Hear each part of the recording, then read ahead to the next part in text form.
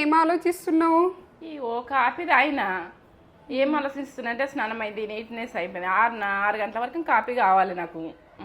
అంతా నీట్గా అయినాక కాఫీ తాగుతా. స్నానం కాఫీ అయిపోయిందంటే రిలాక్స్ అవుతున్నా. కానీ కొన్ని ఆలోచనలు ఆలోచించుకుంటున్నా. నేను కొంచెం లేచినాయి అలా. నువ్వు లేపినావు కదరా, సడన్గా లేస్తే ఎట్లుంటుంది అన్నది నాకు అర్థమైంది. నీ మీదకి వెళ్ళి నువ్వేమనుకోకు. ఏంటంటే సడన్గా లేపొద్దు ఎవరినైనా. మనం అల్లారం పెట్టుకుంటారు, సడన్గా లేస్తారు కదా. మైండ్ ఎంత డిస్టర్బ్ అవుతుంది. మంచి స్థిరంగా మనకే మేల్క రావాలి. మన మైండ్ మనకు లేపాలి. ఒక 4 రోజులు లేపుతుంది కావచ్చు, అదే కంటిన్యూ చేయాలి. కంటిన్యూ చేస్తే బాగుంటుంది.